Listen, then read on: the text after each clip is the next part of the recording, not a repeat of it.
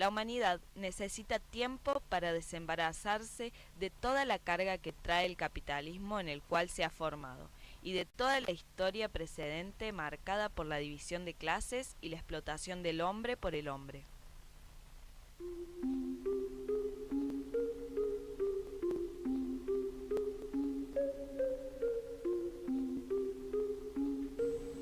Y no en busca de una democracia formal, enajenante, divisora de los pueblos, fragmentadora de los pueblos, no de una democracia que realmente una a los pueblos y vivialice lo más importante y esencial, que es la constante participación del pueblo en la política y la constante participación del pueblo en las cuestiones fundamentales de su vida. El imperialismo, que ha estado y está detrás de todos los procesos para atajar la revolución, que significan los cambios y su derrota, en Chile no va a poder desembarcar. En Chile no va a intervenir materialmente, pero busca otros caminos. ¿Cuál es? Alentar a los grupos reaccionarios e incubar a los grupos fascistas, que utilizan la demagogia y movilizan los grupos de menor conciencia social. Pero yo tengo la seguridad y la certeza absoluta de la respuesta implacable y dura del pueblo. Y personalmente, yo cumplo una tarea. Yo no estoy ahí para satisfacer una vanidad personal, ni honores. Yo soy un luchador que toda mi vida he dedicado mi esfuerzo y mi capacidad a hacer posible el camino al socialismo. Y cumpliré el mandato que el pueblo me ha entregado. Lo cumpliré implacablemente. Cumpliré el programa que le hemos prometido a la conciencia política de Chile. Y aquellos que desataron siempre la violencia social, si desatan la violencia política, si el fascismo pretende utilizar los medios con que siempre arrasó a los que pretendieron hacer la revolución, se encontrarán con la respuesta nuestra y mi decisión implacable.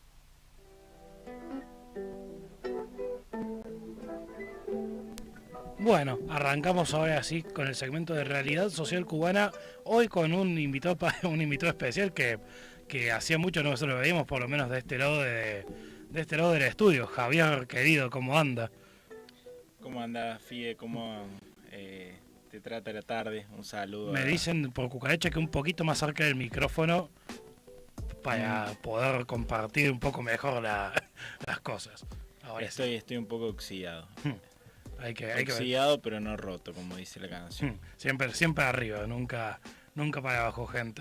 Bueno, nos hemos puesto acá para justamente hablar quizás de una conversación bastante particular, un diálogo que tiene bastante importancia para, bueno, un poco para todos los que intentamos un poco hacer la revolución y cambiar un poco la sociedad en el mundo, que es justamente un diálogo entre Fidel y Salvador Allende en los años 70.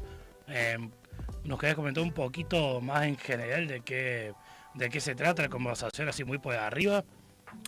Bueno, antes que nada, saludar a todos y todas las que están escuchando este programa o que lo van a escuchar en el futuro o que lo están escuchando en diferido.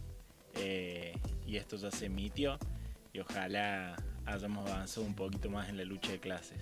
Antes que nada, vos acabas de decir, ¿intentamos hacer la revolución? Estoy haciendo la pregunta retórica. Habría que ver si estamos realmente acercándonos a eso. Pero bueno, recién escuchamos palabras de el doctor Salvador Allende, quien fuera presidente de Cuba y muriera en el cargo de Chile. De Chile, perdón. Como dije, está oxidado.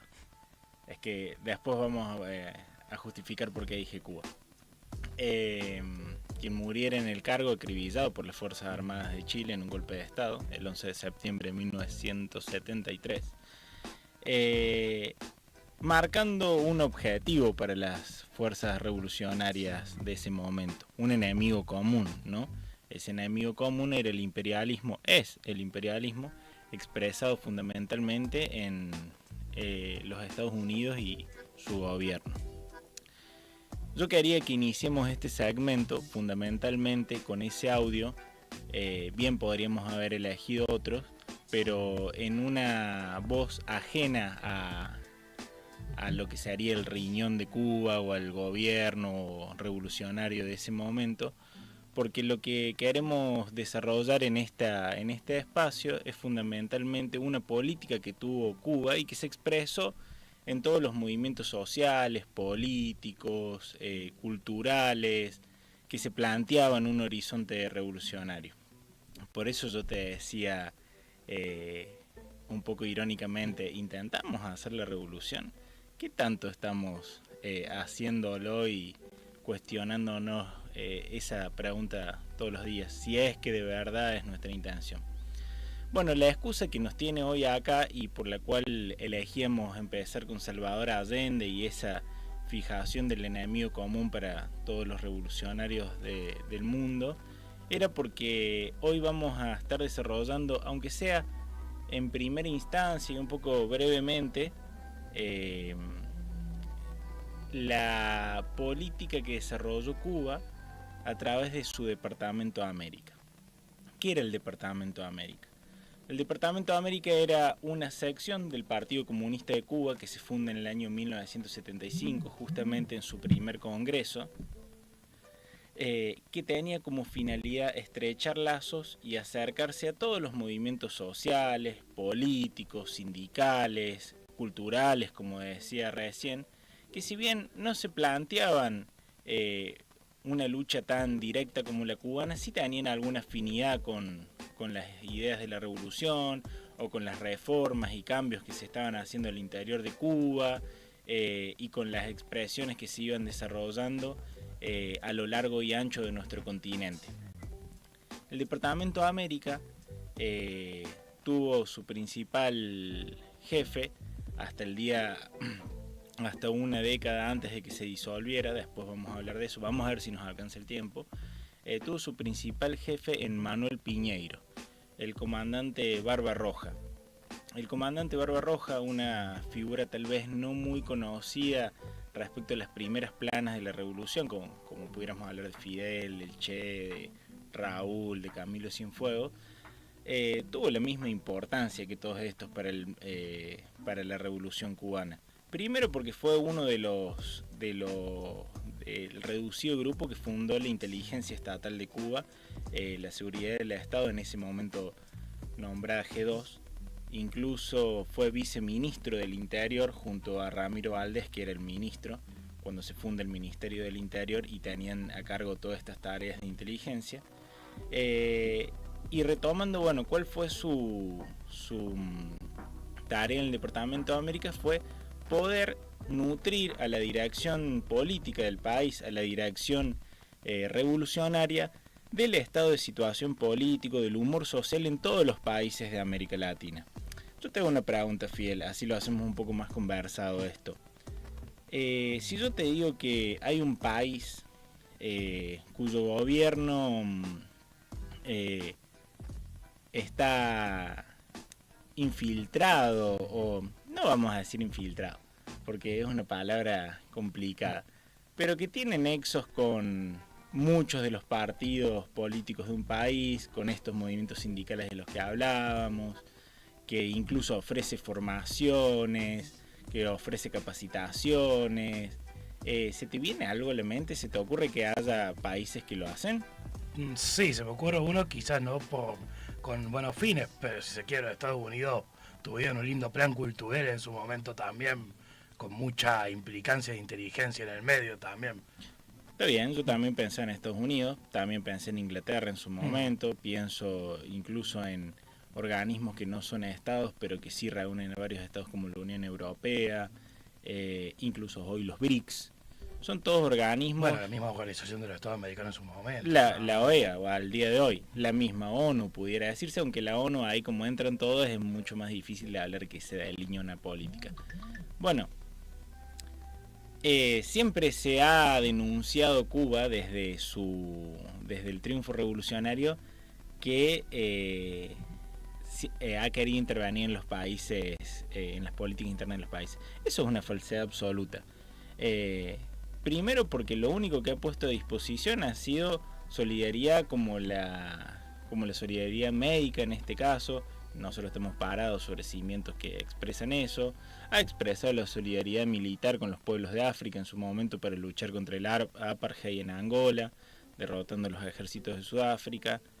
Pero también, y esto me parece que hay que valorarlo, recordarlo, y tal vez fue una de las puntas de lanza que convirtió a la Cuba revolucionaria en una dirección revolucionaria continental en los años 60, 70 y 80, pudo ofrecer a todos los movimientos y organizaciones que se planteaban el socialismo en nuestro continente escuelas de formación política, escuelas de formación militar, que cada uno de esos movimientos optaba voluntariamente por tomar, ¿no?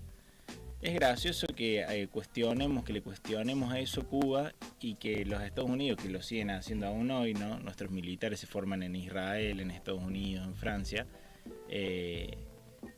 no nos lo cuestionemos de la misma manera como en su momento se le pegaba a Cuba. Eso ya no existe, el Departamento de América no existe hoy, pero sí fue fundamental para que las clases obreras del tercer mundo, los sectores campesinos que decidieron alzarse contra sus gobiernos, que decidieron alzarse contra los regímenes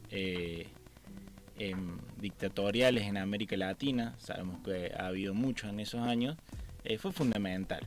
Porque imagínense que de la experiencia cubana en la que muchos eran abogados, doctores, médicos, se convirtieron en militares y ahí en revolucionarios, y además triunfaron, tenían mucho conocimiento para aportar a las causas del tercer mundo.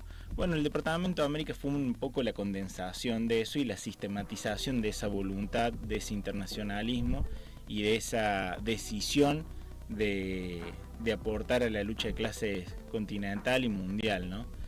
Manuel Piñeiro y todo el equipo del Departamento de América fundó estudios de realidad social y política en América Latina. Se vinculó también con otras áreas del partido que hicieron lo mismo para África. Tengo una consulta por ahí, porque de hecho tengo la duda.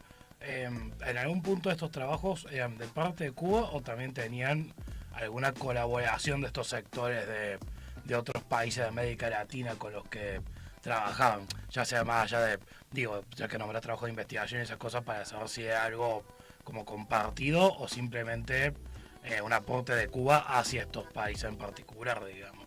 Mira, la Cuba de esos años fue muy nutrida también por experiencias de militantes individuales o sectores intelectuales que se sumaban a las instituciones de la revolución. Hay, por ejemplo, Manuel Piñeiro estuvo casado hasta el día de su muerte con la intelectual marxista chilena Marta Harnecker. Marta Harnecker falleció hace unos años, pero disculpen la palabra, fue un intelectual del carajo que incluso sistematizó todo el desarrollo del movimiento 26 de julio como estructura política y sustento político para la revolución. Entonces ahí hay un claro ejemplo de que si bien fue una política del gobierno revolucionario cubano, tuvo el aporte de un montón de gente. Pero el objetivo fundamental era poder brindarle a todos los grupos que se planteaban algo distinto, la capacidad de formarse, la capacidad de conocer, la capacidad de acceder por ahí a posibilidades que al interior de su país no tenían. Hay una película muy interesante que se llama La Guardería. La Guardería es una película en la cual hijos de montoneros argentinos y algunos de estos sobrevivientes contaban cómo Cuba dio alojamiento a muchas familias, a muchos de esos niños que sus padres dejaban ahí para volver al país y combatir. Todo eso lo gestionaba el Departamento de América, lo montaba el Departamento de América. Era parte de las relaciones políticas que mantenía con eso. Después nosotros también en Argentina tuvimos la experiencia del PRT-ERP, que fue y asistió a muchas escuelas político-militares dadas en Cuba. Todo eso también era desarrollado a partir de las políticas del Departamento de América, ¿no? Y no solamente tal vez este sector que pudiera ser más duro, pero encuentros culturales, como fue la Cumbre de los Pueblos en el momento que se estaba gestando el Noel Alca en Mar del Plata, también se desarrolló desde ese sector, ¿no? Manuel Piñeiro ya no estaba presente, pero muchos de sus compañeros, de su equipo de trabajo, siguieron trabajando hasta ese día, ¿no? Él murió en el 98. Claro, y este espacio en particular, podría decir el Noel Alca, y que dentro de todo no fue tan lejano. Hoy por hoy, ¿cómo existe? ¿Tiene vida o cómo es la situación, digamos? Lamentablemente el Departamento de América desde el 2006 o 2009 no existe más. Sus tareas fueron absorbidas por el área de Relaciones Internacionales del PCC por distintas cuestiones, entre ellas la falta presupuestaria, ¿no? Eso es la información oficial que tenemos. Pero sí marca un hito y es importante recordarlo como una cuestión de como un ejemplo claro de organizar y sistematizar la solidaridad internacional y toda la experiencia acumulada por un país que había logrado el triunfo revolucionario, ¿no? Y que no tenía tapujos en decir a viva voz, como también se puede leer en la segunda declaración de La Habana, de que los pueblos solamente iban a ser libres mediante el socialismo, y Cuba tenía un aporte totalmente puntual en su momento a la lucha de liberación de todo el tercer mundo, y en este caso especialmente de América Latina. Sí, sobre todo eso, ¿no? Dando cuenta de que justamente en una cierta época donde, bueno, un poco esto, donde la revolución quizás sí era una pregunta más que estaba más a la vuelta de la esquina, digamos, justamente había sectores revolucionarios como el PRT que por ahí tenían un cierto nivel de organicidad, de fuerza y de también toda una movida que les permitía justamente llegar y obviamente establecer estos contactos con un fin quizás mucho más claro, digamos. Sí, pero es como vos decís, eran fuerzas vivas, fuerzas que expresaban la voluntad de sectores importantes de la sociedad y que se planteaban eso en ese momento como un horizonte, la revolución como una posibilidad tangible. Lamentablemente hoy no estamos muy cerca de eso, por eso mi pregunta irónica de vuelta. Hace poco un amigo me dijo, estuve en una charla en la que se hablaba de revolución, pero me preguntaba yo a mí mismo, decía él, ¿el pueblo argentino habla de revolución? La respuesta era no. Mi respuesta hacia él fue que no, su respuesta tampoco fue que no.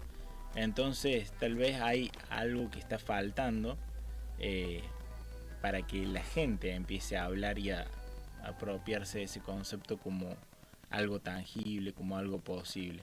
Hay que ver en qué estamos fallando en el proceso de concientización y de llevar la palabra y de ganar la confianza, que no es poco, para que eso se vuelva una realidad. Sin embargo, como para ir cerrando este segmento, nos vamos con una certeza que tenía Fidel en ese momento, y yo creo que a mediano o largo plazo todos la consideramos de que es una certeza muy concreta. Los dejamos con Fidel. Pero nosotros consideramos que este continente tiene en su vientre una criatura que se llama revolución, que viene en camino y que inexorablemente por ley biológica, por ley social, por ley de la historia, tiene que nacer. Y nacerá de una forma o de otra. El parto será institucional, en un hospital, o será en una casa. Serán ilustres médicos, o será la partera quien recoja la criatura. Pero de todas maneras, habrá parto. América está